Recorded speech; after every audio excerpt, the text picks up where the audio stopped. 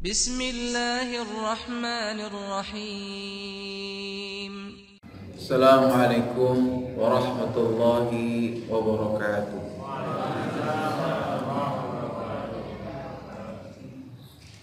Bismillahirrahmanirrahim. Alhamdulillah alladzi allafa baina qulubina fa asbahna bi ni'mati ikhwana. Wassalatu wassalam ala Rasulillah nabiyina Muhammadin ibni Abdillah wa ala alihi wa sahbihi mawalah, amma ba'du. Rabbi shrah li sadri wa yassir li amri wahlul 'uqdatam min lisani yafqahu qawli. Bapak Ibu, para pecinta rumah Allah, pecinta majelis ilmu rahimakumullah. Kita bersyukur kepada Allah Subhanahu wa taala sekian banyak waktu yang Allah berikan kepada kita. Kita dapat memanfaatkannya, menggunakannya untuk taqarrub kepadanya. Hadir di rumahnya untuk sujud, menunaikan 5 waktu berjamaah, disambung dengan kita talabul ilmi. Mudah-mudahan Allah berkenan menerima amal ibadah kita. Amin rabbal alamin. Para jamaah yang saya muliakan, kita akan lanjutkan kajian hadis bab fil yakin wat tawakkal. Hadis al-ashir an Anas qala Rasulullah sallallahu alaihi wasallam man qala yakni idza kharaja min baitihi. Bersabda Nabi kita Muhammad sallallahu alaihi wasallam, man qala, siapa yang mengucapkan, yang berdoa, yakni jika dia telah keluar min baiti, dari rumahnya.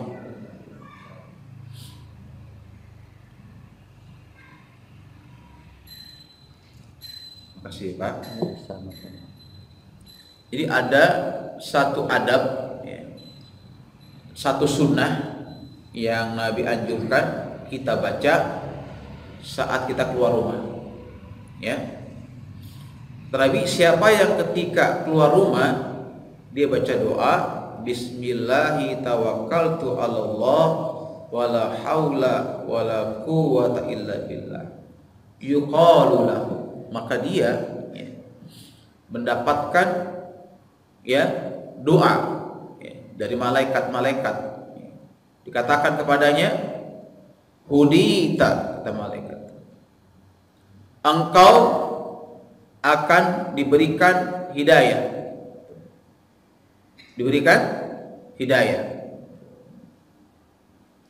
Wa kufita, dan engkau akan dicukupi segala keperluan duniamu dan akhiratmu.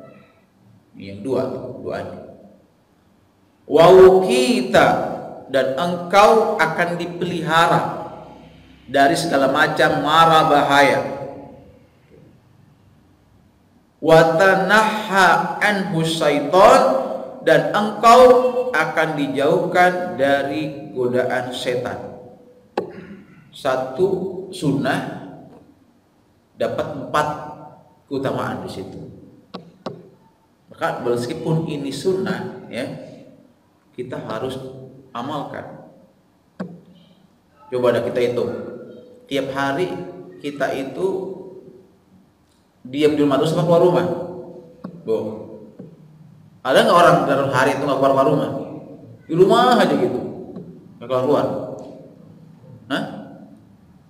Nggak mungkin.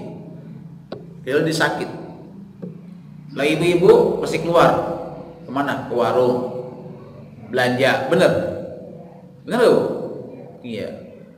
Kalau bapak pasti keluar ketika azan, bener? Nggak boleh keluar. Nah, saat kita keluar rumah itu, baik kita ke warung, belanja, ada keluar yang lain, atau kita ke masjid, itu disunahkan. Disunahkan berdoa. Doanya pendek. Coba ikutin. Bismillahi tawakkaltu ala Allah wala haula wala quwata illa billah. Dengan nama Allah aku bertawakal kepada Allah, ya. Dan tidak ada daya dan kekuatan kecuali dengan izin Allah. Itu kalau kita baca dapat 4 keutamaan. 1, hudita, kita akan diberikan hidayah, petunjuk. Kalau kita berangkat kerja, Allah bimbing kita bekerja sesuai dengan aturan Allah. Enggak akan korup, enggak akan manipulasi. Kalau dagang dan ngurangi timbangan, hudita, ditunjukin sama Allah, kasih hidayah. Hudita. Wa kufita, kalau kita sedang keluarnya itu lagi mencari rezeki, ya, Allah akan cukupi kebutuhan kita. Kufita, maka namanya ada al-kafi, ya. Allahul kafi, Allah yang maha mencukupi, ya. Kufita itu dicukupi, ya. Subhanallah. Pengen nggak hidup kita dicukupi ya sama Allah? Gak pernah kekurangan. Pengen nggak? Di antara doanya ini, jangan pernah lupakan. Wa kita, dan dipelihara oleh Allah dari segala macam bahaya yang mengancam dirinya. Bahaya baik itu kecelakaan di jalan, ya. Bahaya apa itu nanti ada yang namanya manusia kadang-kadang, ya, ada aja di jalan tuh hambatannya. Entah dibegal, ya kan? Bahaya karena virus corona, ya. Itu wawu kita, Allah akan pelihara dia. Masya Allah, ya. Dan terakhir, Allah akan jauhkan dia dari godaan setan. Tuh, ini ya, 1 sunnah tapi dapat 4 manfaat. Ya, ini orang yang tawakal ini cirinya ini selalu mengucapkan doa Bismillahi tawakkaltu 'alallah wala haula wala quwata illa billah. Namun sayang nih, kadang-kadang kita baca ini kalau mau pergi jauh doang.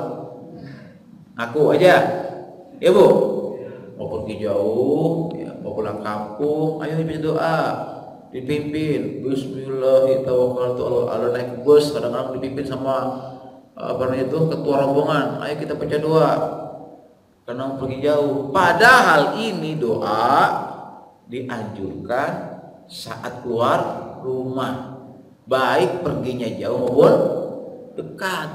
Karena maaf Pak, Bu, kalau bahaya mau datang itu nggak mesti pergi jauh. Kalau bahaya mau datang, pergi dekat pun kadang-kadang datang tuh bahaya. Ada tuh orang cuman pergi keluar, keperluannya nggak jauh, cuman kepengen beli keperluan, ya, karena memang musibah datang, dia nyebrang nggak lihat-lihat lagi, ditabrak mobil, tinggal dunia. Dah cuman perginya deket jalan kaki, itu ya, paham di sini? Jadi kalau bahaya mau datang itu nggak mesti perginya jauh, begitu, ya. Baik, kemudian hadis yang terakhir. An Anasin qala akhwani ala ahdi Nabi sallallahu alaihi wasallam. Dari Anas bin Malik, dia berkata, ada di zaman Nabi 2 orang bersaudara, ya. Di zaman Nabi itu ada 2 orang bersaudara, adik kakak, hidup di zaman Nabi. Fakana ahaduhuma ya'tin nabiyya. Yang satu, ya, itu sehari-harinya kerjaannya tuh ngaji dulu gitu. adanya di majlis taklim, ikut ngaji sama Nabi. Satu. Ya. Wal akharu yahtarifu. Ya. Yang satu lagi saudaranya itu kerja keras, cari nafkah. Ya.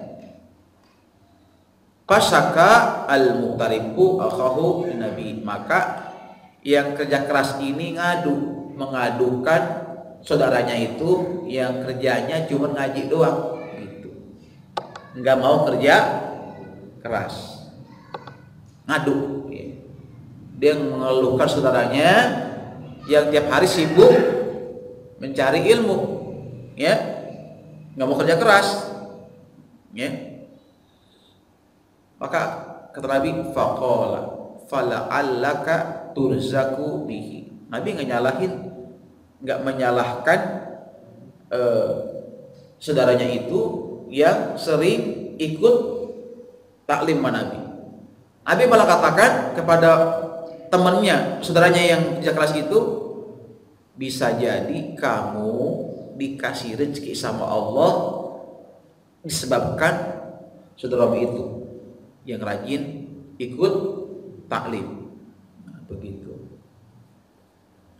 Nah, ini hadis ini menunjukkan bahwasanya ya, kita dalam hidup ini ya memang harus bisa mengambil peran masing-masing gitu ya. Jadi ada sahabat Nabi itu yang memang giat bekerja, jadi nafkah.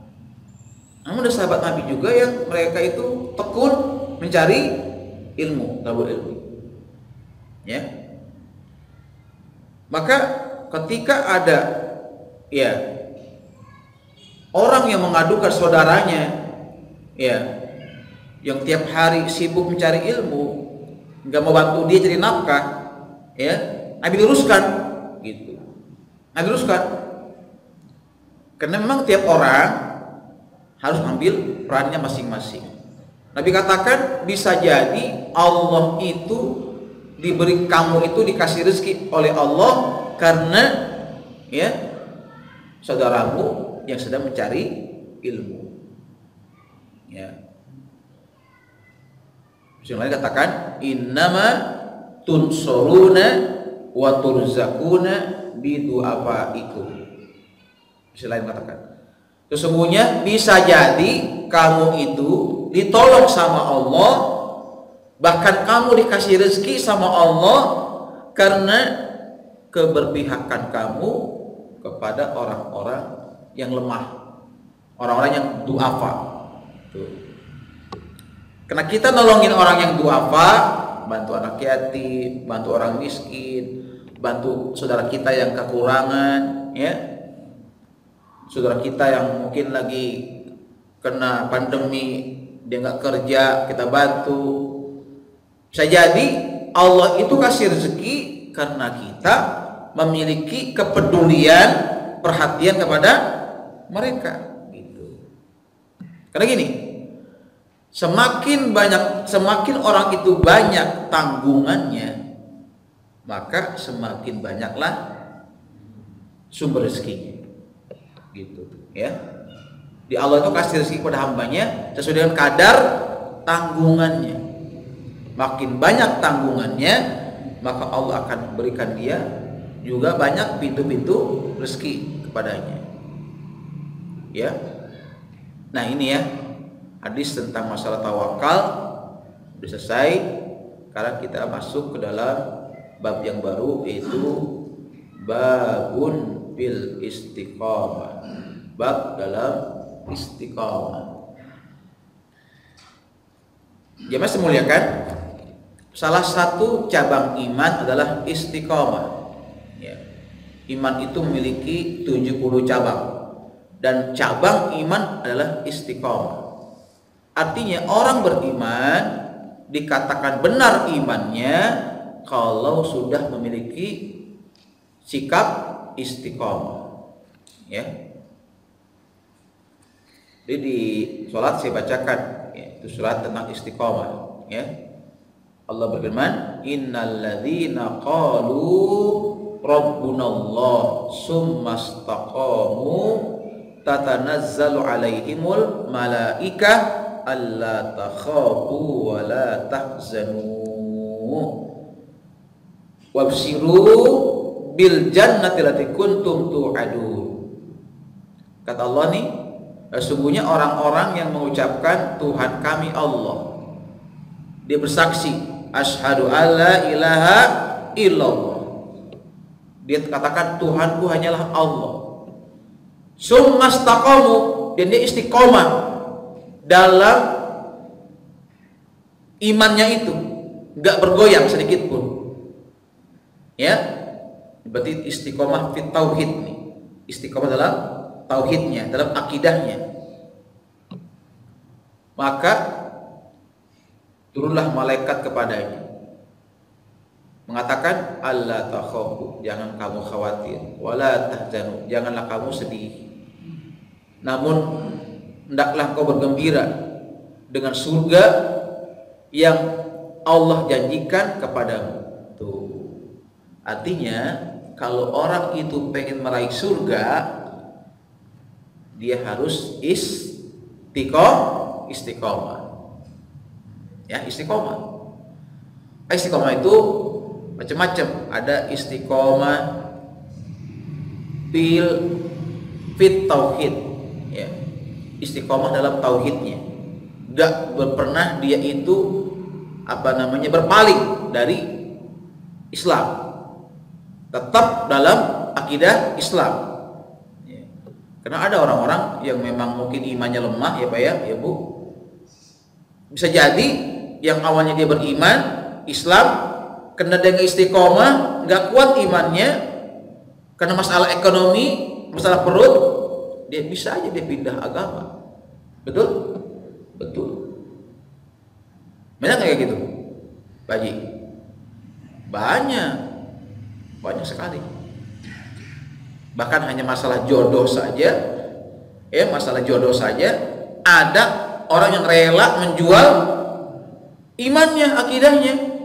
Masya Allah, berapa banyak orang yang awalnya Islam, kena pacarannya punya jodoh orang kafir, dia sampai rela meninggalkan agamanya itu, dijual itu akidahnya demi calon suaminya. Masya Allah, dengan istiqomah namanya. Berarti dia nggak istiqomah dalam akidahnya. Dan istiqomah fil ibadah. Nah ini, istiqomah fil ibadah, istiqomah dalam ibadah. Contohnya apa? Istiqomah 5 waktu berjamaah di masjid. Subhanallah, itu nggak mudah loh Pak. Ya Pak, nggak mudah. Itu perlu proses. 5 waktu berjamaah di masjid. Ya, nggak semua orang Islam bisa. Betul Pak? Bahkan meskipun dia lulusan pesantren Timur Tengah, alumni Mesir, Al-Azhar, gak jaminan dia istiqomah di masjid di waktunya, gak jaminan.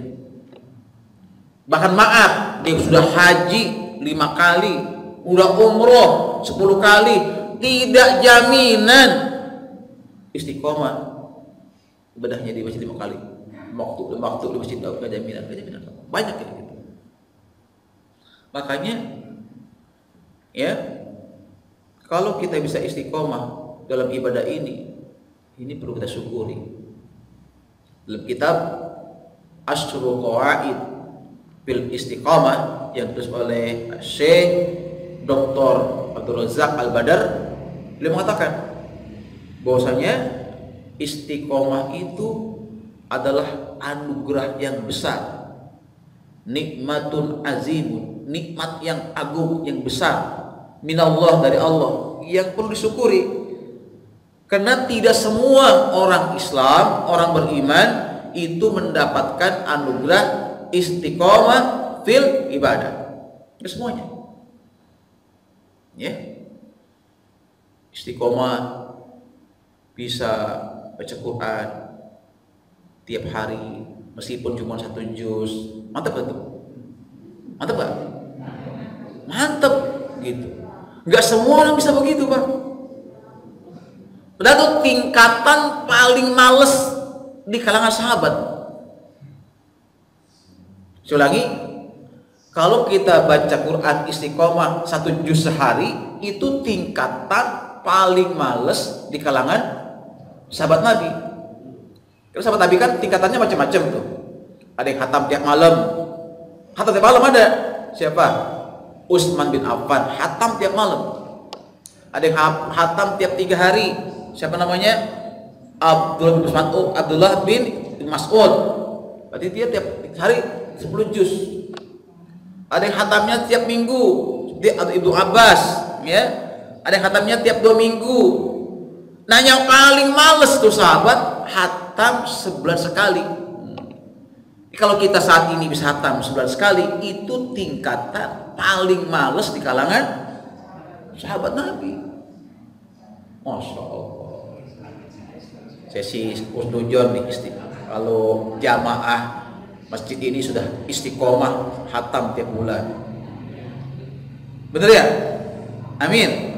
Ini doain saya nih, amin apa? Amin. Masya Allah.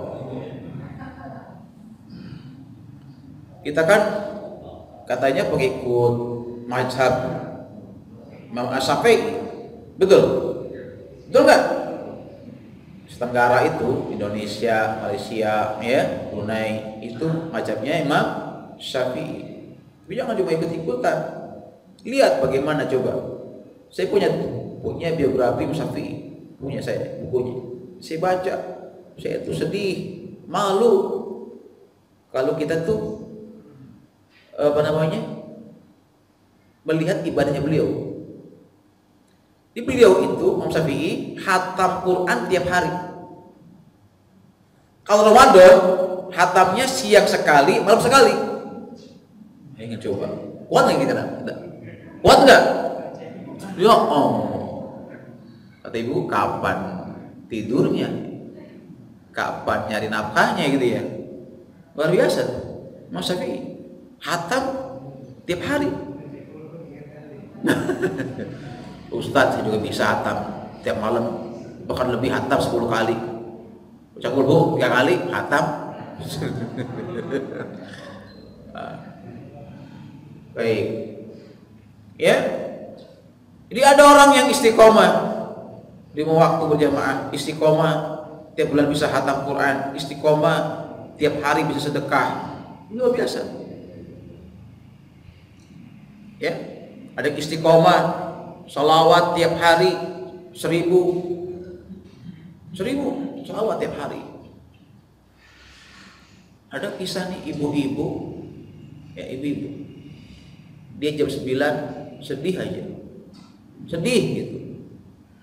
Ditanya sama anaknya, apa sih mak sedih aja gitu.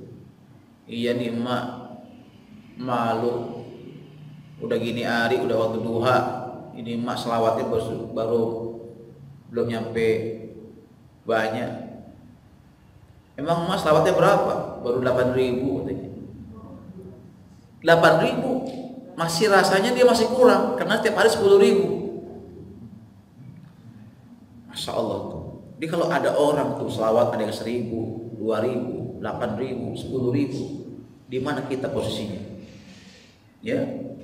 Karena inna aulan nasi bi yaumal qiyamah aksaruhum sholatan. Orang yang paling dekat denganku di hari kiamat dan akan mendapat syafaatku adalah yang paling banyak membaca sholawat. Gitu. Nah, mudah-mudahan ya, nih saya setuju untuk sini insyaallah. 1.000 mau nyampe ya selawatnya ya. Amin nggak Pak? Amin. Selawat 1.000 itu Pak cuma butuh waktu kurang lebih 20 menit. Ya. Berapa? 20 menit. Ambil selawat yang paling pendek aja, selawat Jibril. Sallallahu ala Muhammad, sallallahu ala Muhammad. Baca 1000 kali, itu hanya butuh waktu, praktekin dah 20 menit aja. Ya, kalau nggak bisa sekaligus, cicil. Tiap sholat 200, dia mau sholat 1000, bisa. Tiap sholat selesai, sallallahu ala Muhammad, sallallahu ala Muhammad. Hanya butuh waktu 5 menit doang. Ya, Allah kasih waktu 2 menit sekali. 24 jam, ya kan? Masa sih nggak bisa kasih waktu 20 menit untuk menyampaikan sholawat sama Nabi? Nah, kalau kita nggak sholawat sama Nabi, nanti kita di hari kiamat mau minta syafaat sama siapa? Gitu, ya? Karena bukti bahwa kita cinta sama Nabi itu dengan menyampaikan sholawat. Ini perlu istiqomah, gitu, istiqomah. Maka ya, mari ya tunjukkan cinta kita sama Nabi dengan menyampaikan sholawat sama beliau. Ya, banyak sholawat tuh, ada yang panjang, ada yang pendek, ada yang sedang. Ya udah yang pendek aja. Sallallahu ala Muhammad, sallallahu ala Muhammad. Sholawat yang kan panjang tuh, sholawat Ibrahimiyah panjangan, mungkin kita capek. Atau ya selawat yang Nabi ajarkan ketika ada sahabat tanya, ya Rasulullah, bagaimana cara aku menyampaikan selawat kepadamu? Kata Nabi, Kul Allahumma salli ala Muhammad, ya. Allahumma salli ala Sayyidina Muhammad abdika wa nabiyika wa nabil ummi. Itu juga pendek, ya. Kalau nggak bisa gitu, baca Allahumma sholli ala Sayyidina Muhammad wa ala ali Sayyidina Muhammad gitu. Baik. Kemudian hadis yang perlu sampaikan di sini, hadis pertama, An Abi Amrin qila Abi Amroh Sufyan bin Abdullah radhiyallahu qala qultu ya Rasulullah kulli fil Islam qaulan la as'alu anhu ahadan ghairaka. Ya Rasulullah, ajarkanlah kepadaku tentang Islam satu ajaran di mana aku tidak minta lagi, ya, tentang hal itu kepada seorang pun selain kau.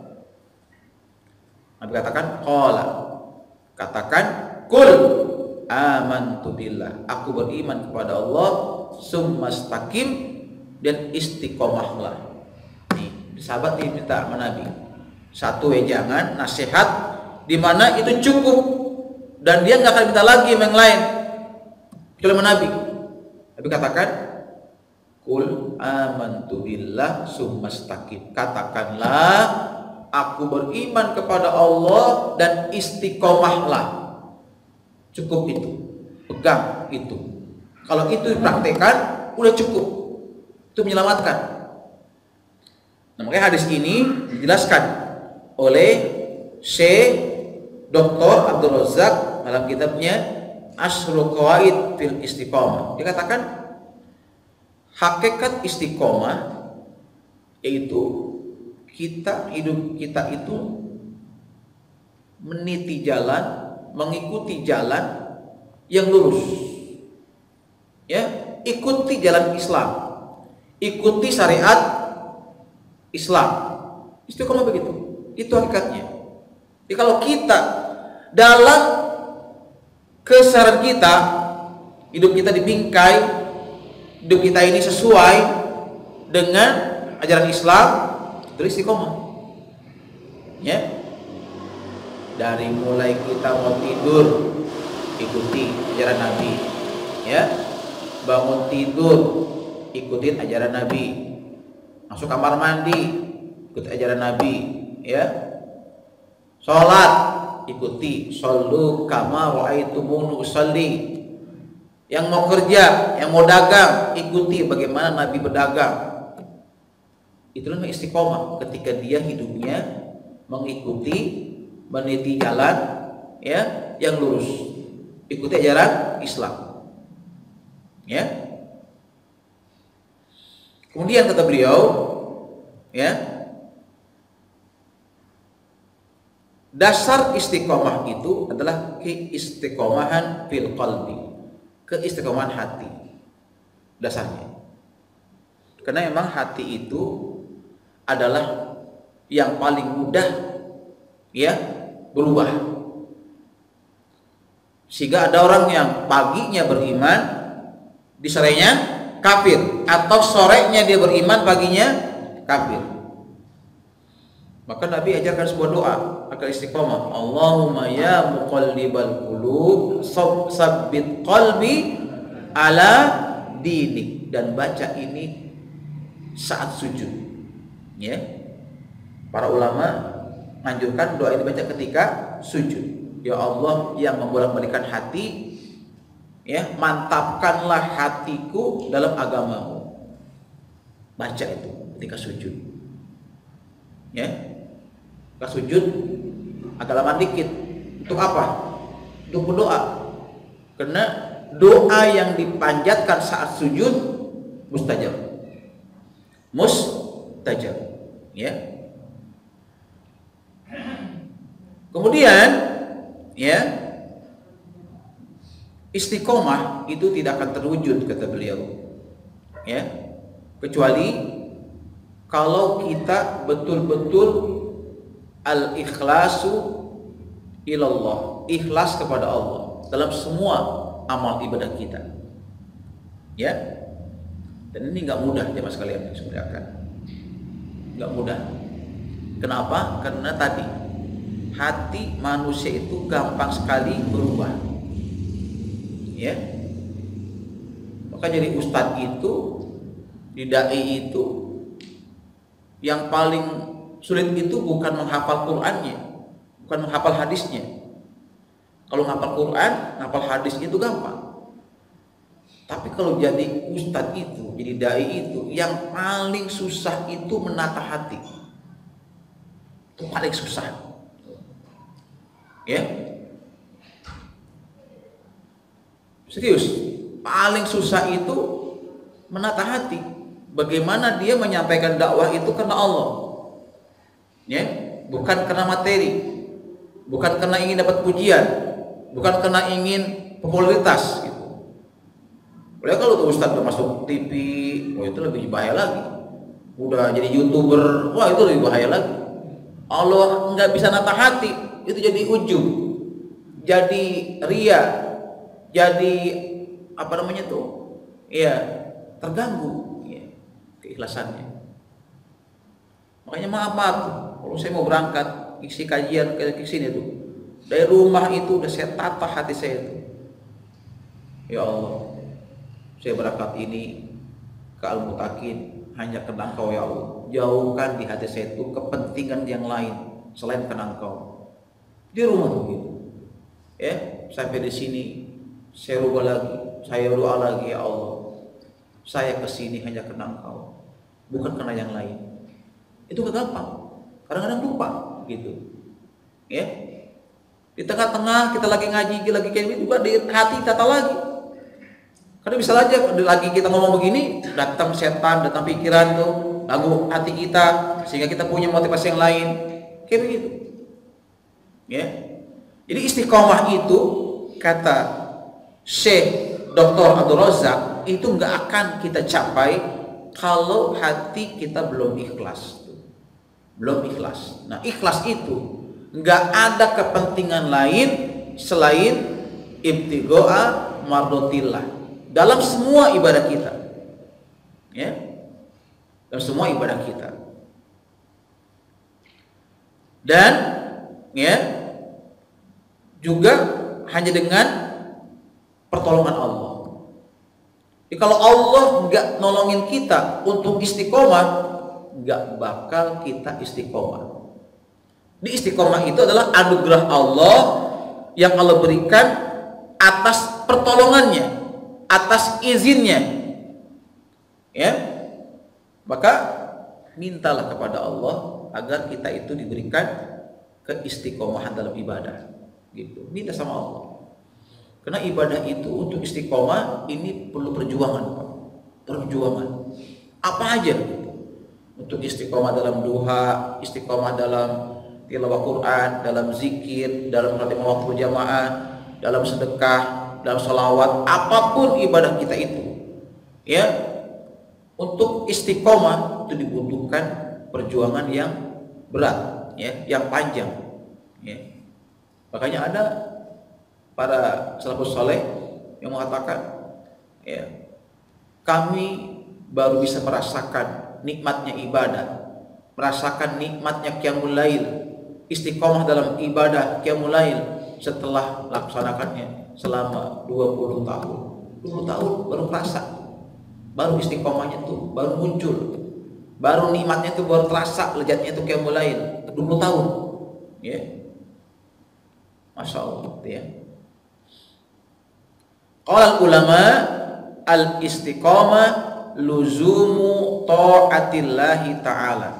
Berkata para ulama, makna istiqomah adalah senantiasa melazimkan, ya, melazimkan, ya, iltizam, komitmen untuk selalu mentaati Allah.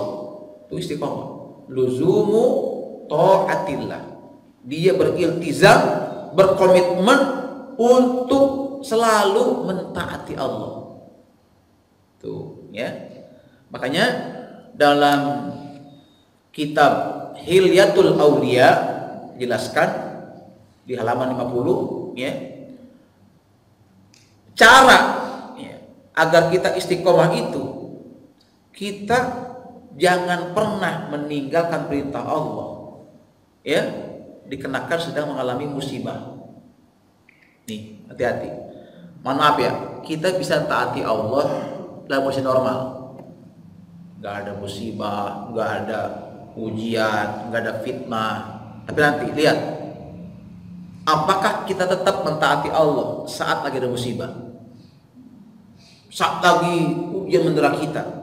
Banyak orang kadang-kadang dia nggak mau taat kepada Allah di saat lagi mengalami fitnah, musibah yang datang kepadanya. Di situ akan teruji tuh iman kita, ya. Jadi cara istiqomah itu jangan pernah kita meninggalkan perintah Allah meskipun sedang mendapatkan musibah, lagi berat gitu ujian, ya. Justru saat lagi dapat musibah, lagi dapat ujian, kita masih dekat sama Allah gitu.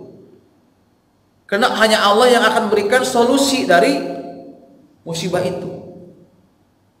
Sebaliknya, ada musibah, kita nggak mau dekat sama Allah, nggak mau ke rumahnya, nggak mau menyebut asmanya. Ini bahaya. Ini maaf apa ya, sering tuh saya dulu waktu peristiwa tsunami di Aceh itu tahun berapa ya, 2004. Saya itu relawan, Pak. Seminggu saya di sana dari PKS. Saya dikirim ke sana, ke tempat tsunami, ditempatkan di sebuah masjid, ya. Itu, Pak, kalau 5 waktu berjamaah, yang sholat hanya relawan, sedangkan itu pengungsi itu nggak pada sholat, pengen coba. Kan mestinya mereka itu lagi dapat musibah, ya kan? Diajab tuh, mereka mendapatkan teguran yang sangat keras dari Allah tuh. Lihat betapa banyak itu yang meninggal dunia. Mestinya mereka tuh begitu dapat musibah tuh ditegur sama Allah, kan la'allahum yarji'un, agar kembali kepada Allah. Ayo taati Allah gitu. Ini udah dikasih musibah segede gitu, sedasar itu, dan tinggalnya di tenda depan masjid, azan kagak ke masjid. Baik, coba. Aneh nggak? Aneh nggak, Pak? Aneh tuh. Ya Allah. Sedih saya, Pak. Jadi yang berjamaah itu hanya orang-orang FPI, orang-orang yang relawan gitu berjamaah gitu. Sedangkan itu para pengungsi depan masjid yang di tenda, tetap aja dia pada ngobrol, pada ngopi-ngopi, tidur-tiduran. Ya Allah. Ini Pak, sedih kadang-kadang kita begitu. Sedih. Saya waktu itu seminggu dan 2 minggu setelah tsunami itu mayat-mayat masih banyak yang belum diangkat. Ada yang nyangkut di pohon belum diangkat, ada yang di jalan raya udah busuk. Udah 2 minggu tuh mayat-mayat masih banyak, ya. Masya Allah. Ini ya, ini baru satu nih cara istiqomah ya. Ada 6 sebetulnya, tapi kalau udah azan nanti yang 5 insya Allah bulan kita mohon kepada Allah ya, mudah-mudahan Allah berikan kita keistiqomahan dalam ibadah ya, karena di antara ibadah yang Allah cintai adalah yang istiqomah. Ahabul a'mali adwamuha wa in qalla, amal yang paling Allah cintai itu yang istiqomah, yang terus menerus meskipun amal itu sedikit. Baik, mudah-mudahan ilmu ini bermanfaat dan dapat kita amalkan. Dan mari sama-sama tutup baca doa. Subhanaka Allahumma wa bihamdika asyhadu an la ilaha illa anta astaghfiruka wa atubu ilaik. Assalamualaikum warahmatullahi wabarakatuh.